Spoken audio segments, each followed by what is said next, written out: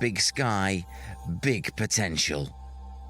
In association with Mills and Reeve, this is Eastern Promise. Achieving more together.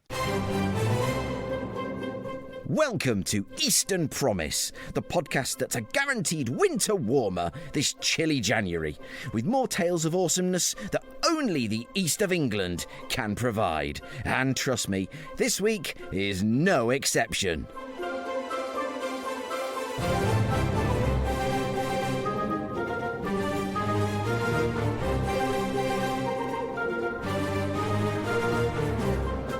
Oh, it's cold out, but in the east of England, charities and social enterprises are spreading the warmth of human kindness. In support of these forces for good, the Cambridgeshire and Peterborough Combined Authority, along with Allia and the FSE Group, have launched a £2.4 million social impact investment fund, aiming to bridge the gap between the needs of a growing social enterprise and conventional sources of finance.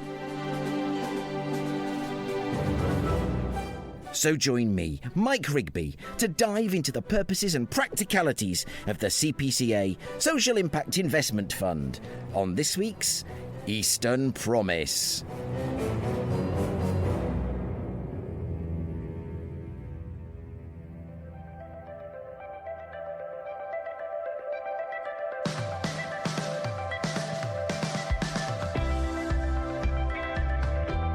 What is a social enterprise? Simply this, an enterprise that puts the impact it has on society and community before profit.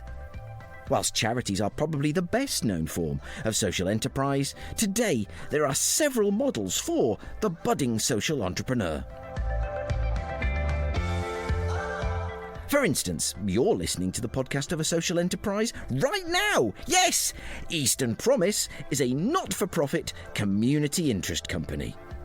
And across our region, charities and social enterprises are doing valuable and valued work.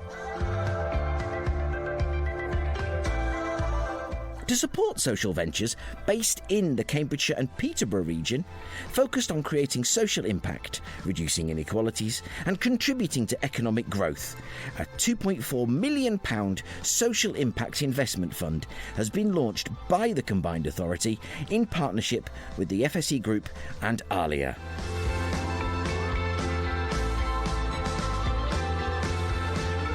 And so I headed to the Combined Authority's Huntingdon HQ to meet senior representatives of the CPCA, the FSE Group and Allia to find out more.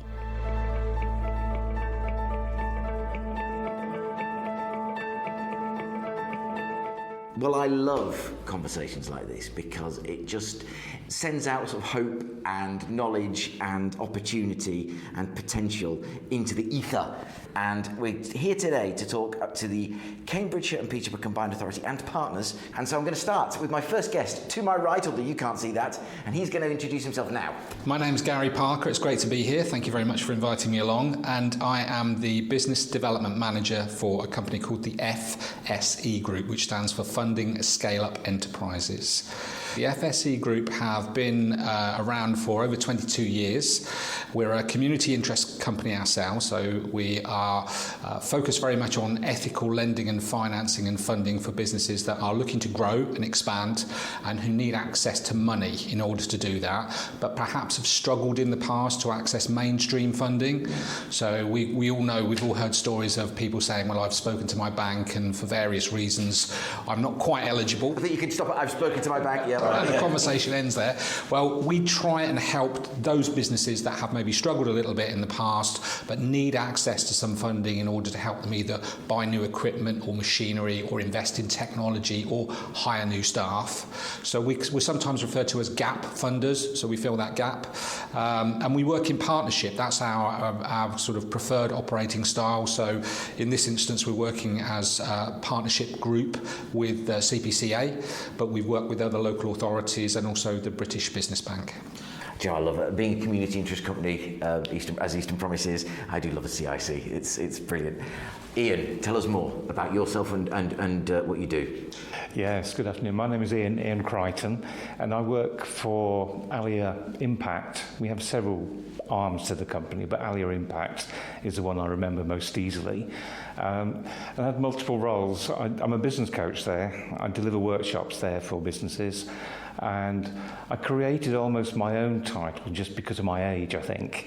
I'm Strategic Engagement Lead, because I've been around the area for so long and I know one or two people.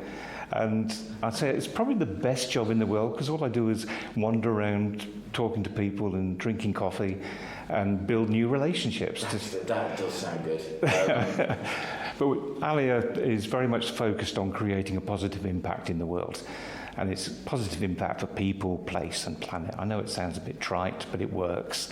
And over the last 20 years, we've worked with getting on for 3,000 businesses. But the exciting thing from my point of view is we've helped those businesses to be successful. And that's gone on to create something in the region of 5,000 new jobs. But we also prepare them so that they're ready for investment when they want to scale up.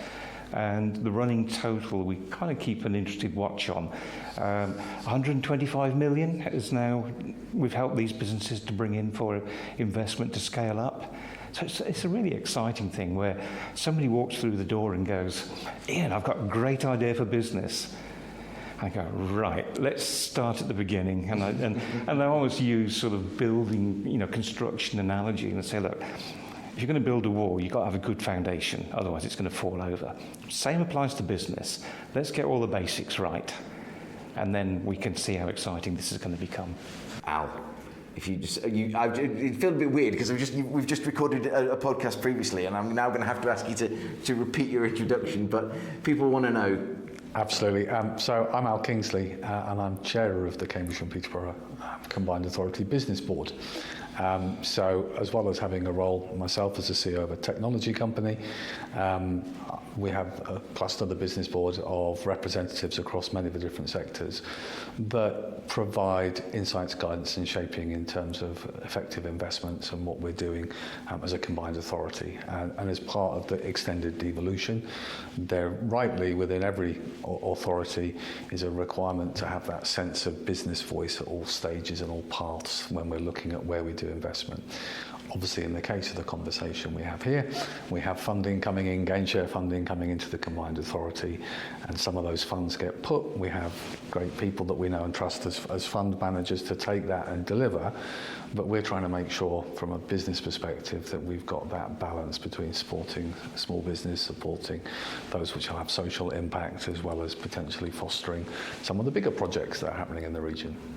So that's a really good sort of intro to the what you're trying to do behind the Business Growth and Social Impact Fund.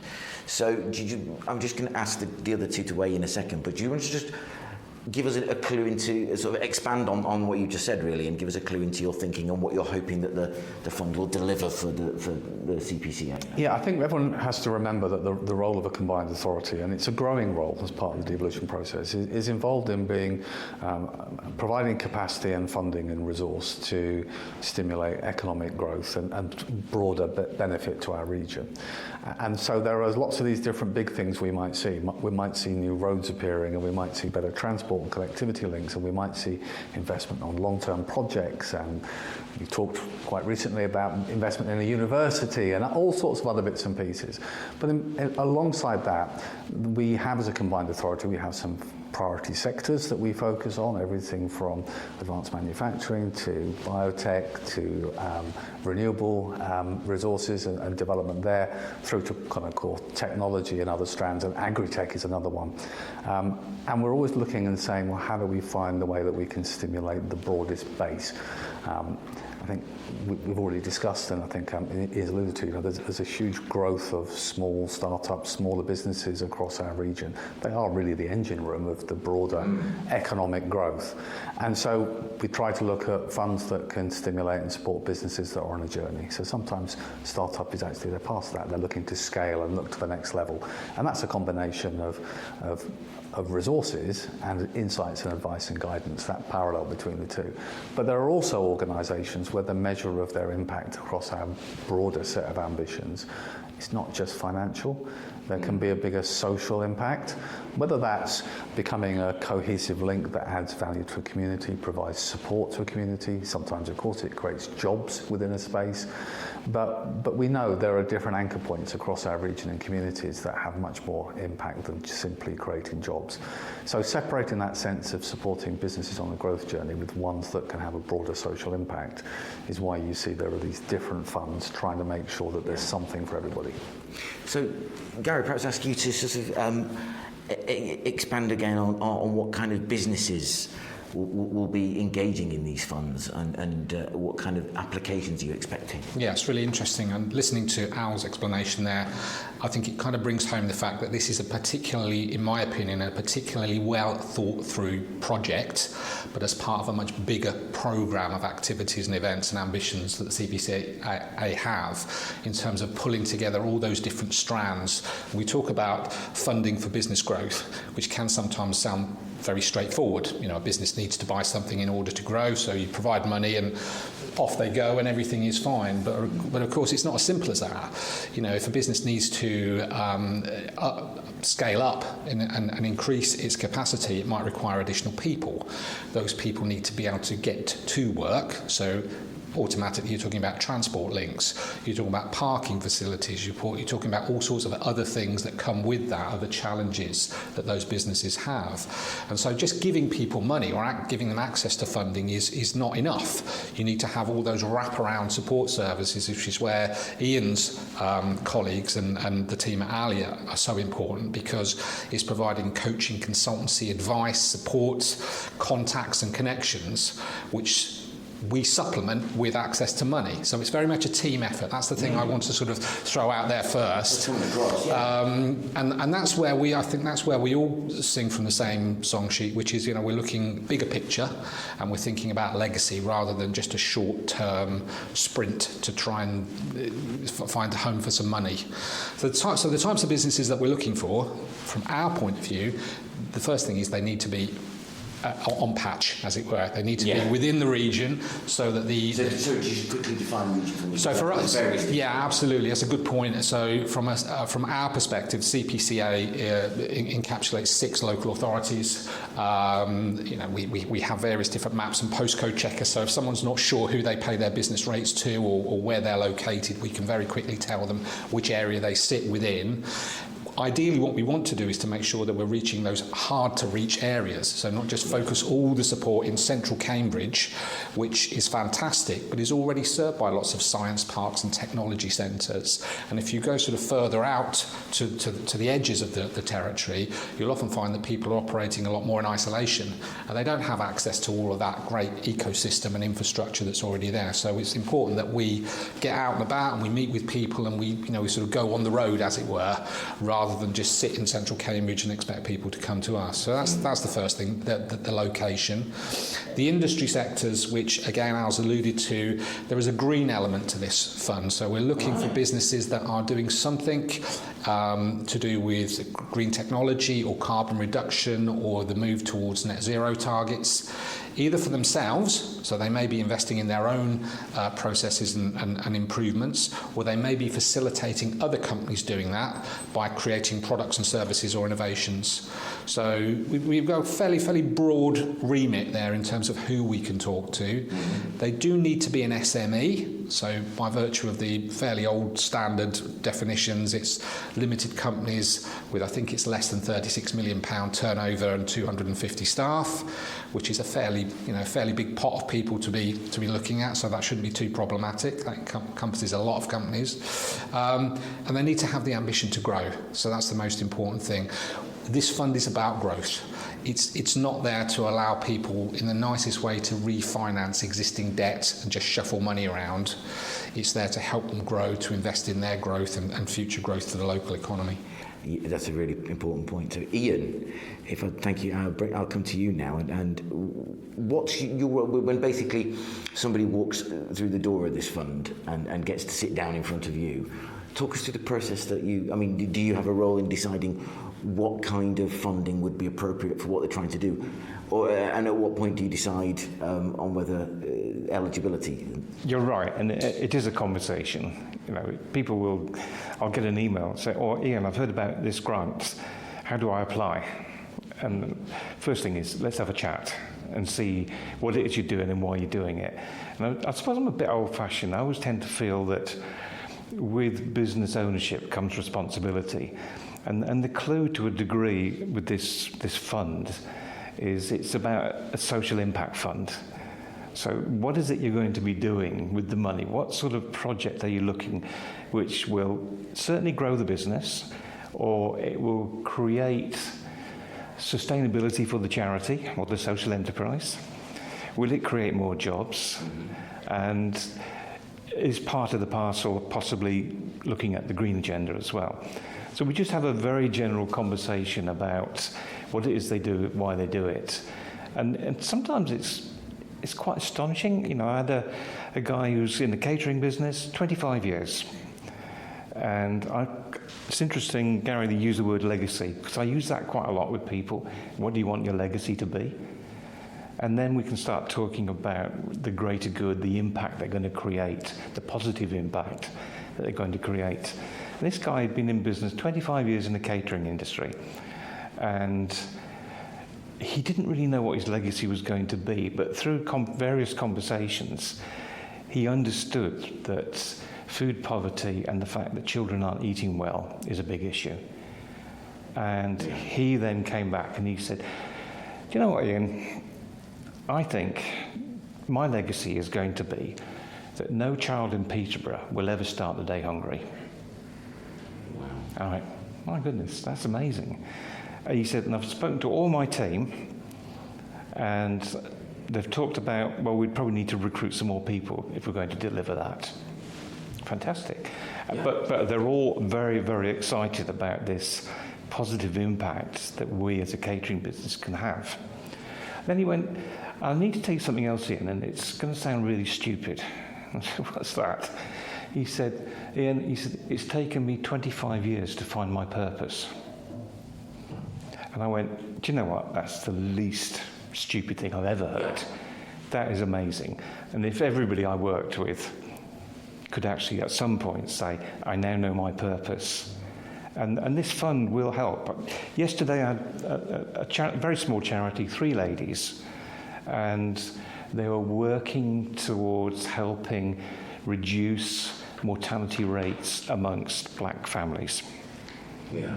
And I said, "Okay, that's amazing." And I said, again, I just use that word legacy. I said, "What do you want your legacy to be?" And she just burst into tears. And she said, "There's so much to do. And if we can have access to some money, we can recruit some more people." So they were basically midwives working for the NHS, but they wanted to actually start to set up something that was going to save people's lives. And I think, wow, this is so important. This isn't just about business. This is about lives. This is about, the future. And even talking about it now, I'm afraid, the hairs on the back of my neck stand up. So I think, wow, this is really scary. Exciting, but scary. Yeah. But when you're talking to somebody and they burst into tears because they're so passionate, that's what this fund can actually help to do. But it starts with a conversation. What is it? What sort of positive impact are you looking to create? And you very quickly get an instinct. Fortunately, I think because of the nature of what Allia does, we don't tend to get people coming in just to make money. They want to do other stuff. Yeah. They want to create a legacy in the world. I think the best people I've had on Eastern Promise are exactly those sorts of people. Exactly the kind of people who want to leave a legacy, who see a need, are meeting a need. And it's not often I'm sort of rendered speechless on this show, but that one's done it for me. I think the only other time was when we had two academics from the UEA talking about the Passover Seder, that when well, it's a slight segue, but the city of Norwich, I don't know if you know the blood libel. It actually happened in Norwich, and the city of Norwich made an actual civic official apology to the Jewish community, and then they sort of sat down for a Passover Seder meal together, and the two academics telling me this, and I was just fighting back tears. So that was just I just such an, and you just remind me of that same kind of really affecting story of people actually determined to see change in the world and bring it forward. Imagine how I feel sitting down with them. And at that point, it feels really rather vulgar for me to ask about the actual types of funding available, but I'm going to throw that over the floor. And who'd like to take on that one? Al, perhaps you would start. Well, I'll talk at a high level because I think you've heard some great insights already, but there's that kind of separation between one fund, which is very much focused around that business growth and green tech, and there's also the separate kind of focus around how we can support what often is referred to as the third sector, but that broader social aspect. And of course, like all these things, we're taking money, and people often forget the role of a combined authority because you tend to judge something based on what you see, what signs you see. But actually, one of the most important roles of the combined authority, and certainly within the business board, is to be a facilitator and enabler, not to actually do the end thing to its end, but actually know who are the people who are best skilled with the best contacts, the best experience, and provide the funding to prime the pump and actually support on that. And so this is a really good example from that point of view. But as you'd also expect, when we're taking funds that we have been made available to the combined authority, it's public funds, and we're pushing these projects, we make sure we rely on the special experts to say, well, you're still going to be an application process, and there's still going to be a sustainability assessment. You're still going to make sure that the funding you're looking for is something that you can actually use with purpose. And sometimes it's about, what are you doing as a business yourself as part of that to make sure that there's some equity in terms of commitment for that growth journey. And that's something that these good folks can probably share in more details. But clearly the measures of if we take it at the highest level, when a request comes in for some projects and the business board are asked to review and have a look at it, in some cases we can use what has always been a fairly traditional measure, but it's a little bit clumsy, I think, which is, what's the impact on GVA, gross value add, or how many jobs have been created. And the truth is, when we say we're going to invest this, and in 5 years' time, hopefully it'll create this many jobs and this impact, there's a little bit of, but was that the bit that created those jobs? Would they have happened anyway? Would there be more if we'd done something different? How can we measure it? In this case, we're talking about this as a growing region and recognising that actually for some areas, whether it's green technology, you want to prime the pump, and we know there's great technological experience across our region. How do we enable that? And then for others, when it comes to social impact, you have to be realistic and say there are different measures. What are we trying to achieve in terms of impact and sustainability? And we measure where we live, not just on the number of jobs that are available, but whether it's a place that we feel part of a community. Yeah. So I like the fact that we can be fluid in recognising, if you were talking to the Mayor of the Combined Authority, Dr. Nick Johnson, he'd be talking about community and compassion and cohesion, and the sense that there's more to, not to diminish the amazing research and economic growth that one of the main engine rooms in England, frankly, but there is also far more which you've got to weave into it. And these are great examples of being able to be a bit more nuanced in what we're looking for. I think there's one thing I've learned in the time I've spent first really wanting to engage with the sort of combined authority area and all the pieces of the puzzle, but having successfully done so and sort of elbowed my way in that there is a much richer story underlying. Cambridge the ecosystem can look after itself in many ways, but it's people as well, like the Cambridge United Foundation, like I'm going to say the word Cambridge a lot now, but the Cambridge Acorn Project as well that I've spoken to, and more besides, and yourself and the conversation we had at UK Reeve around the station quarter.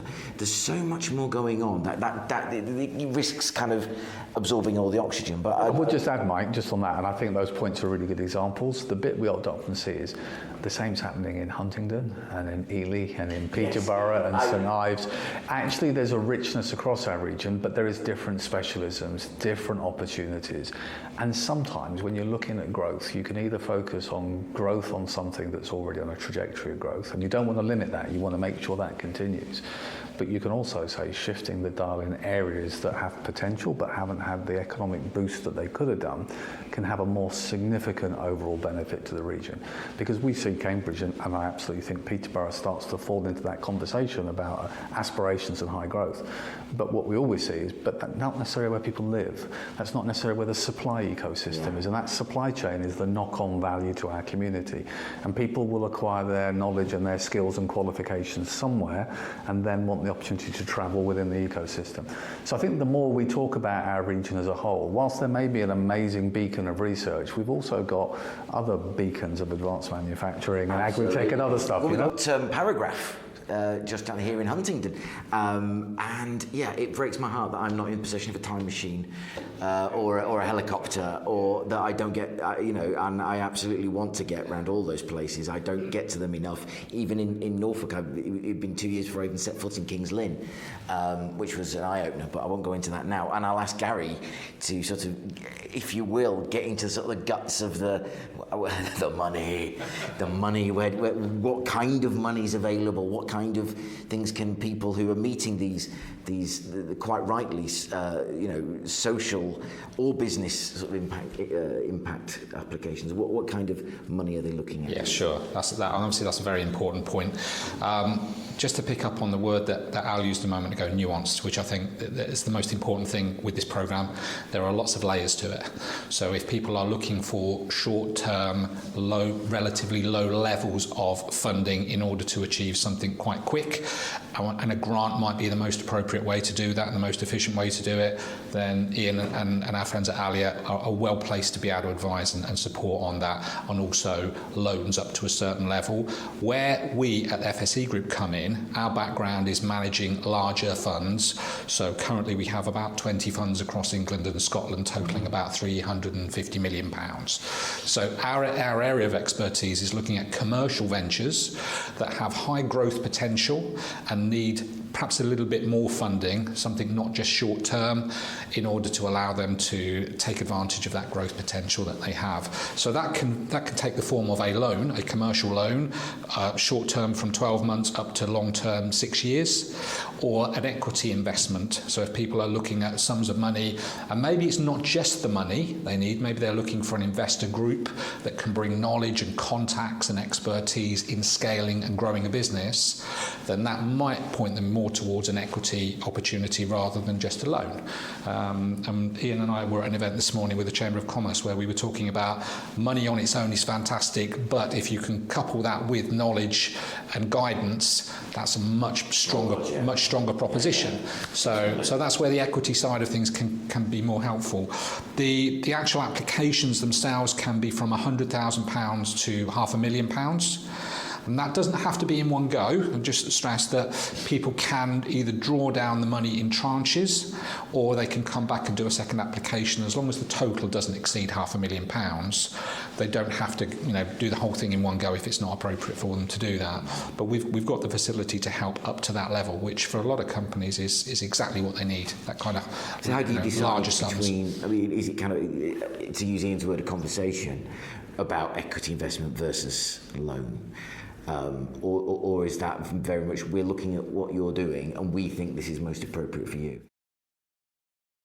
That, again, a really good question, and I would sort of pick up on Iain's point about it always starts with a conversation that's very relaxed, very informal, and we do most of the listening, not most of the talking. So I'm sure Iain and I will probably have a very similar framework in terms of how we start these conversations off. We want to get to know the people a little bit, what inspired them to start the business, what their passions are, where their ambitions lie, and where they see themselves going with the company. So what they want to achieve and why. And that's where we can then maybe add some value in that, in the form of anecdotally, if we've worked with companies in a similar space or on a similar path, we can say to them, well, in those instances, we found that this might be a good option for you to consider. Not trying to persuade them to do something, but giving them alternatives and saying, well, here are the pros and cons. for this. Yeah. And here's an alternative. If you're not comfortable with that, or that doesn't seem the best option to you, there might be another opportunity to do something different. But it's very conversational. Those conversations generally would start with me, and then we would bring in the investment managers, who will add a little bit more of a technical element to the conversation, where we'll start to write a little bit more in the way of a structured proposition document that can be reviewed by the team. So it tries to avoid any bias that might come into the conversation with one person saying, well, I don't like that, or I don't understand that, therefore we're not going to lend money, or we're not going to invest.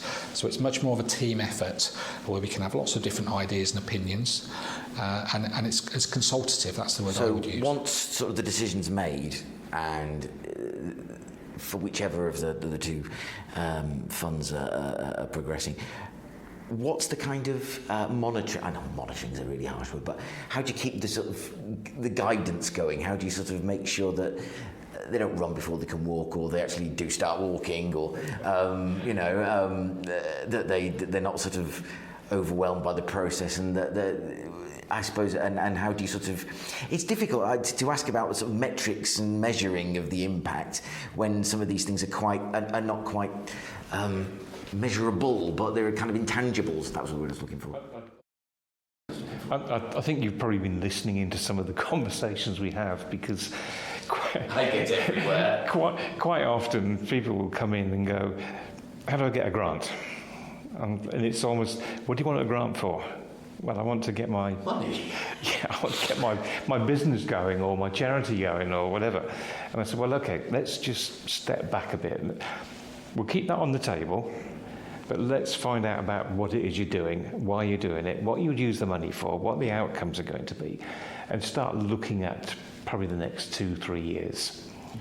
And if it makes sense, I mean, we have a sort of an intro into the grant pathway, if you like, which is an expression of interest, where they have to actually then sort of put pen to paper or keyboard to screen or whatever it is to explain how much they want, what they're going to do with it, what the outcomes are going to be, how many jobs it's going to create, whatever it might be. And then it gets reviewed. But we can then go back to them and say, look, this is probably not the most appropriate use of the money. As Gary says, it's not about bolstering cash flow. It's about growing for the future, but also creating a positive sort of social impact in the world. Well, that's what the CPCA wants to get out of it. Well, absolutely, but it's almost when we run our sort of programs of business support, we'll always start the first session is trying to establish what people want from the program. But I ban them from us using the word money. I say, look, I'm going to ask you a question, and the only answer you can't give me is, where do I get a grant? Now, what do you want from the program? Yeah. Oh, I want a grant. Well, the ones who do actually say, well, as you've alluded to, the ones who say, this is what I want to leave a legacy, I want to achieve this for my community, I want to do that for, I want to employ X amount of people, I want to provide new this, that and the other. They've really sort of, at that point, you go, right, okay, so what follows? Yeah, well, it follows then to make sure that they've got a proper business case to put together, that what they're trying to do is viable in the world. It's got to be a viable project, because if they turn around and say, I mean, we can go up to a maximum grant of 25,000, and if they go, well, if I can get £25,000, I can create 1,000 new jobs. And we go, explain to me how you're going to create 1,000 new jobs. You obviously want it to be based in some kind of objective reality. It's got to be based in reality, yes. And so those are the conversations, and eventually we'll arrive at a point where actually, for a small investment, they can produce a significant result. And that's where it starts. And I think the process takes sort of between 6 and 8 weeks from expression of interest through to getting to a point where they can be accepted for a grant or a loan. And so from that point forward, I don't know if Gary, perhaps you want to address this, or Al, from that point forward, once they've got, I don't want to use the word money now, but once they've engaged in whatever kind of investment, growth loan or equity or whatever, how is that? What's their experience of the fund then? What is it? What's the monitoring again like? What's the kind of day-to-day or week-to-week experience of being part of the fund? Well, the model that we tend to utilise most frequently, which is a fairly standard one, is that if for instance, we're investing money into a company, we will have those regular management meetings. So effectively, we take a seat around the table with the company to monitor the management accounts, to talk about challenges and opportunities and things that are going on in that business day to day. We won't be there day to day. We're not looking over the founder's shoulder and trying to second guess what they should be doing or telling them how to run the company. That's not our role. If they need that kind of guidance, then we can absolutely introduce them to professionals that can do that for them. But our role as financiers, if you like, backers of the company, would be A, to make sure that they're working to the plan, that they haven't lost sight of what it was that got us all excited at the beginning, and that there are often opportunities that come along to we use the word pivot, don't we, in industry and business an awful lot, to change tack. So if something is not working and there's an opportunity to do something that will provide a better result, then we all need to understand, well, how do we do that? How can we implement that change to make sure that the business goes forward and succeeds? And that's generally a collaborative, again, it's a collaborative conversation. Because you don't want that's really important, as you say, that you've got that seat around the table and that guidance and that mentorship, and you shouldn't think you're going to get to hightail it into the fence happy and glorious with bags of taxpayer wonga. Al? I was going to just comment, there's an interesting one there, because again, it's about that visibility. What people don't realise is that whilst the Combined Authority is not that old in terms of our duration, there's already a stage we're at where we're recycling funds. So we've been providing funds to elevate and accelerate growth of businesses. And by the successful management of that and them meeting their objectives, those funds become returned to us and they're recycled and used for other projects. And so there is an element of course, you'd expect to have that oversight and reporting, but also wrapped around that, whether it's specialist partners that we have, or whether it's the growth hub team that we have within the Combined Authority, or whether it's our very strong Chamber of Commerce across our region. We're always trying to say that funding is but part of the package in terms of making sure you connect them with the right people that can provide that guidance. But I think it's the network is greater than the node aspect. It's not just that pound goes in there to be seen again. It's that pound goes in there, generates more, but comes back out and goes into the next company and the next company. And so over time, you build up more of a pool and flexibility in terms of how you can recycle those funds and continue to sort of kickstart what's happening economically. I think just one thing I would add to that, which I think is really important, is that there's a responsibility that any local authority or government body has if it's using taxpayers' money to provide support for businesses that are privately owned, that money should be used in the most appropriate way. That they don't become vanity projects or a flavour of the month. And I think what CPCA have done really, really well, and maybe other areas could learn from, is that they have a board of highly experienced business people who sit and look at all of the projects and run the rule over them effectively and say, from a commercial perspective, if we weren't thinking about anything other than that, just as is this a commercial business that we would back, that we see as having a long and potentially successful future in our region and creating all those great things that we talked about, whether it's jobs and innovation and new products and services. If we believe that, then we're really comfortable in investing in it and going on that journey. If we apply those rules and the business doesn't tick the box, it's not commercially viable, it might have some great ambitions, and from a social perspective it might be doing some fantastic work, but is it really sustainable? Is it going to move the needle on the dial much?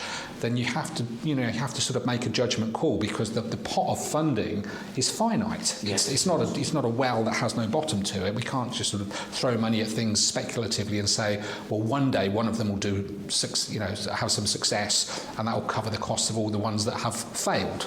So we need to be mindful of the fact that, as with any investor, you're looking at building a portfolio that's varied, that's nuanced, and that has a better than average chance of returning some money so that you can reinvest it in the next round of helping the next group of businesses that are coming through. So that's clearly a success, sort of a definition of success in a commercial terms, what I was going to find either Iain or Al to sort of to reflect on now is how do you judge those more intangible returns? Because you talked about the social aspect of that. Iain, I'm looking at you now, and so is Al. So you're in the hot seat for this one. We've sort of heard how we judge the economic return, but how do we judge the more intangible returns? Can you indeed? I mean, is it very much down to the eye and ear of the beholder? It's a good question, and I was just as you were talking, I was thinking about, and they've given me permission to use their name, so it's not an issue. So we have a charity in Peterborough called Little Miracles, and they provide support for special needs children, whether it's mental or physical disabilities. And the issue that, I suppose I want to declare an interest because I'm chairman there as well, but the issue they have is the fact that their infrastructure and the way the government works and support and everything else only works up to the age of 15. Yeah. And so when they get to the age of 15, technically kick them out. And yet these youngsters still need support because there isn't any local government support to pick these children up because they are still children in essence. So when I was talking to Michelle, who's the chief exec there, and we were talking about how are we going to deal with this as an ongoing issue, and she said, well, I'm talking to the council to see whether we can get an asset transfer of a building, and we'll have Little Miracles Plus or something, where we can offer the same levels of support to the same children who are just older. Yeah. But the grant could actually be really useful because it will help to fit out the building. And she said, I've done a projection and we probably need to employ about 10 new people to run that.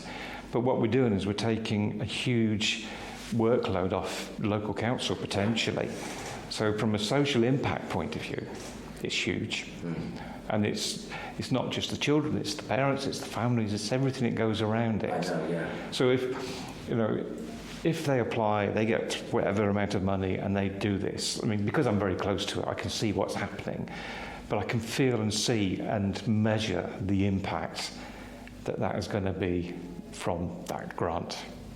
Right. And to my mind, that's without value. Yeah, absolutely. There's also the measure, which is collectively, and I can only speak from the sort of CPCA perspective, and very much, whilst the word business at the beginning of Business Board implies very much a clear focus in terms of that economic, we have a very clear set of aspirations as a combined authority in terms of our growth strategy, in terms of our sector strategies, in terms of our broader joined up shared ambition. And all those segments sit in that Venn diagram. So your first sniff test of how we're deploying our resources is probably the best way of saying it is we have ambitions to support and grow our communities, our business, our skills, our connectivity, the places and homes we live, as well as bigger stuff like water and energy and stuff that feeds into that. So there is in a sense of we want balance, and there is also a sense that if you work on a model that you can't possibly have all the specialists employed by the CPCA, you have to have those trusted partners. I would argue where on some projects it's very easy to find clear and measured metrics for it. On others there's a sense of you have to use the first metrics, which is to listen. And actually it starts with what are you setting as your aspiration. Now these projects don't come in saying give us this money until we can extend Little Miracles because we intend to create 200 million profit for the city next year. They're very clear in the sense of this relieves pressure in an already pressurised system. This provides support. And so you set your measure of success based on how many young people will that serve and service over the next few years. Yeah. How many transitional 15 to 18 year olds that fall into that social care gap or whatever it might be. And so I would argue the important thing, and I think it's something that's being refined all the time, is redefining your measures of impact. Not always thinking that it's a core set of numbers. Sometimes it's much more nuanced than that. And I think that's something that, as I've alluded to earlier, I think the Mayor is a broader set on. And as business, the richness in our region is that not all businesses measure their success purely in profitability. It can also be that knock-on effect. And some businesses make no profit, but the supply chain and the ecosystem that they support has much broader regional value. It's about people. Yes. It really is about people. And at Little Miracles, the council, and this isn't a derogatory comment about the council, they're constantly referring safeguarding issues to Little Miracles. And my business head is sort of saying, how much do they pay us for doing this, Michelle? Well, they don't pay us anything. So I'm going, okay, so what would happen if you said no? And she said, the children might die. I can't do that. And there are times when it's important that the heart does rule the head. But, society would be a different place if there weren't people like that in the world. I'm really glad there are. Right, I feel, again, jumping to the big question, how do people apply? Well, it's quite straightforward. They can go to the website and express which is www.thefsegroup.com, and there is a huge amount of information on there about all the different funds, including this CPCA fund, and there's a little button to click and you can express interest, and that will be picked up by one of the team, so that's absolutely fine. I generally tend to say to people, if you've got the time, send me an email or give me a ring, because I'm happy to drop whatever I'm doing and have a chat with you straight away. So if you express interest through the website, it might take a day or two before that filters through and someone picks it up. But if you want to drop me an email at gary.parker@thefsegroup.com, I'll come back to you straight away, or ring you and we can have a chat. It's, as I said earlier, it's very informal. There isn't a huge form that we ask people to fill in. It's really just tell us a little bit about yourself and what you're doing and where you think we might be able to help you. And then we can then decide, A, whether it's appropriate that we get involved. If someone says to me, well, really what I'm after, Gary, is a grant. I don't want to borrow money and I'm not looking for equity investment. My next port of call is to ring Iain and say, Iain, I've got someone I'd like to introduce to you. Because that's the specialist. That's the specialist, and Iain can offer all those wraparound services that Allia provide around consultancy and advice, etc. If the conversation is very, very straightforward around I want to borrow some money or I'm looking to apply for an investment, an equity investment, then we'll probably arrange a meeting face-to-face. If people aren't available for me to meet them in person, we can always do it online. And then at that point, we'll bring in one or two of the investment managers as well, so we can answer all the questions for people about how the process works, what's involved, how long it takes, which is not an easy one to answer. It's sometimes, how long's a piece of string, because it will depend on individual circumstances and the time frame that they're working to. We support them, not the other way around. But the initial application process is very, very light touch. Oh, Al, I was just going to say, as a wraparound, obviously we've got the good folks been showing today, but as a general rule, I'll always say, in addition, head over to the CPCA website, Cambridgeshire, Peterborough-ca.gov.uk.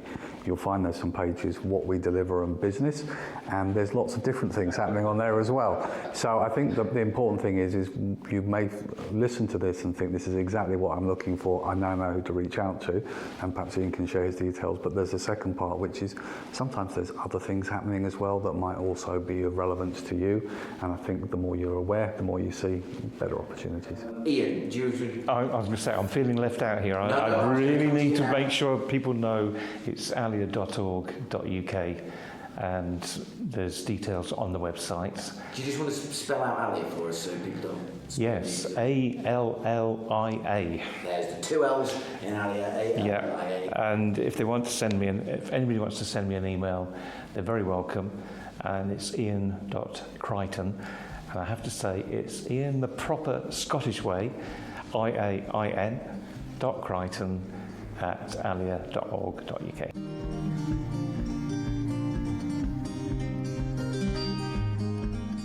I'm hugely grateful to Allia's Iain Crighton, Gary Parker of the FSE Group, and the irrepressible Al Kingsley, Chair of the Cambridgeshire and Peterborough Combined Authority's Business Board.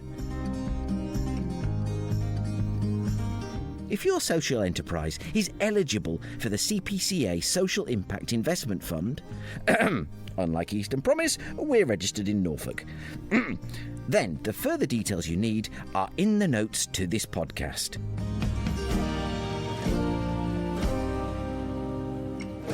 And as they say at the end of all good franchise movies, Al Kingsley will return.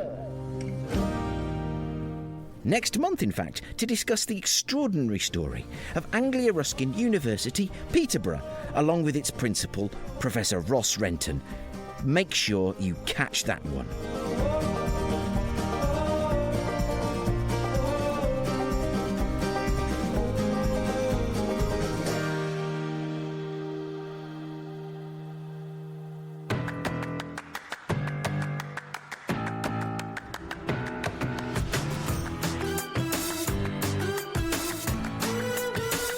And so, that's all there is for episode 118 of the Eastern Promise podcast. I was your host, Mike Rigby, and I will be so again next week, when a bumper panel of special guests will join me to discuss the third entry in our series on how the Brex in Norfolk can support the growth of Cambridge. This time, we're looking at housing with experts in law, development, architecture, community engagement and local politicians, all taking part in what I promise you is a fascinating, positive and engaging discussion. I hope to have your company for that in just 7 days' time. So until then, bye for now.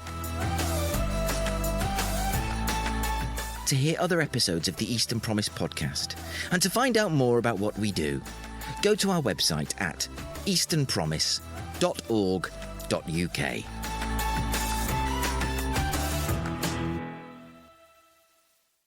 Eastern Promise is a Priorscroft production in association with Mills and Reeve, achieving more together.